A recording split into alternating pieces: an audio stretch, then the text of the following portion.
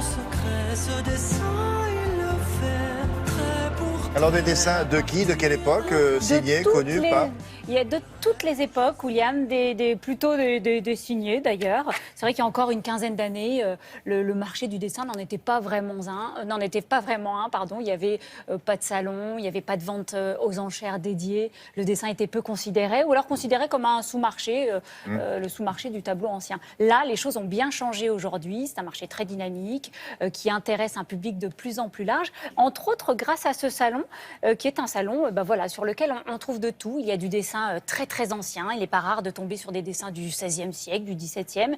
Il y a aussi du moderne et contemporain parce qu'on balaye vraiment tous les siècles dans ce salon. Et vous allez voir, nous, on commence le sujet avec le XIXe siècle et des dessins qui ont servi. Ce sont des dessins préparatoires d'une œuvre célèbre de Girodet, la scène de déluge. Regardez.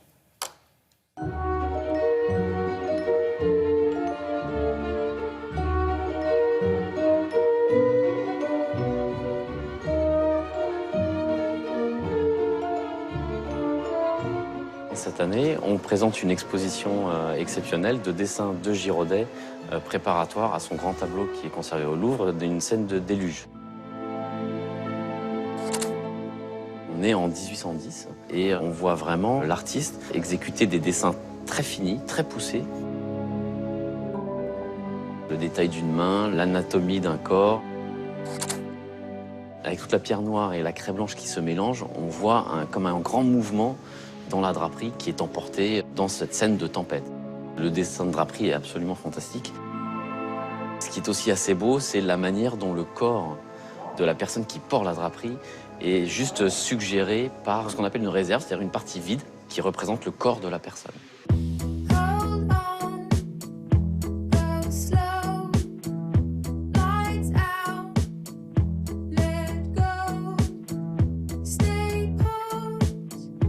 On présente particulièrement un peintre qui a un peu disparu de la circulation, qui s'appelle Maxime de Thomas, qui était le grand copain de Toulouse-Lautrec. Ils se sont toujours promenés ensemble, ils peignent ensemble les mêmes modèles, l'un peint l'autre et réciproquement.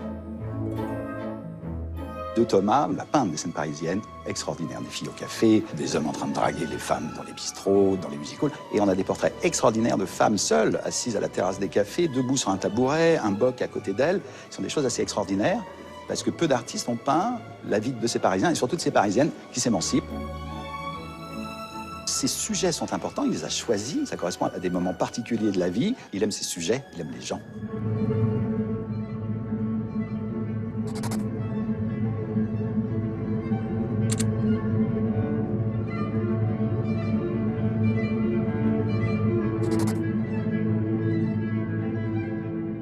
Ici, au Salon du Dessin, nous exposons un certain nombre d'artistes chinois contemporains. Chen Gran est un artiste qui retranscrit assez bien, je trouve, tout ce qui se passe aujourd'hui en Chine. La Chine est dans un développement économique incroyable, mais malgré ça, les gens se renferment beaucoup sur eux-mêmes, et je trouve qu'il exprime ça de manière assez forte dans ses aquarelles.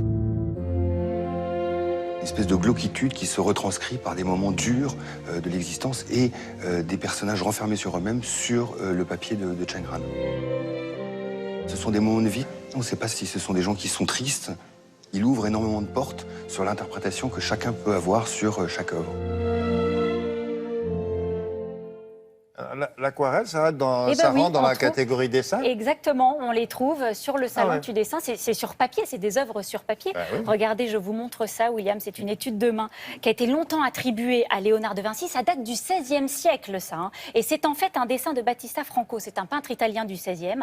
Et c'est vraiment une époque où les artistes dessinaient sans cesse des sujets même partiels. Et comme cette main, par exemple, c'était sans doute un dessin qui a été fait par réflexe, par automatisme. Mais même par automatisme, on voit qu'il y a quand même une composition. Il n'avait pas posé la main comme ça en plein milieu. Il a Non, laissé parce un que petit j'ai peu essayé, d'air. c'est vraiment compliqué de la tenir comme ça. Et quand on le regarde de près, on voit tous les petits détails. Ça a été attribué à qui à une époque?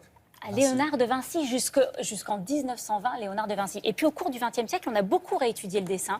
Les historiens de l'art se sont penchés sur les artistes mineurs, en fait. Et ils ont vraiment créé des corpus graphiques autour de tous ces artistes mineurs. Avant, on attribuait toujours tout à des grands artistes. Et en fait, on a vraiment recréé des corpus graphiques autour de ces artistes-là. Et on a redécouvert des choses. Ça, c'est très intéressant de toujours faire ces Qu'est-ce que vous appelez redécouvertes. un corpus graphique? En fait, si vous voulez, on étudiait des artistes qui n'étaient pas moins connus, comme Battista Franco, et Philippe Machin fait comme si. on leur ça. réattribuait les dessins en les étudiant plus finement, vous voyez. Et on Alors là, les maintenant, pour le classait coup, on par. sait qui c'est, lui, là? Eh bien oui, c'est une œuvre de Battista Franco, peintre Voilà. italien du XVIe siècle. Oui, mais le enfin, salon c'est- du dessin a lieu jusqu'à Si la question lundi c'est soir. combien ça vaut ça, ben ça vaut. Hein, voilà. Oui. On va vous mettre tout ça sur le site de Ouais, c'est ça. Télématin. Jusqu'à lundi soir, vous pouvez aller au Palais Brognard. Merci beaucoup.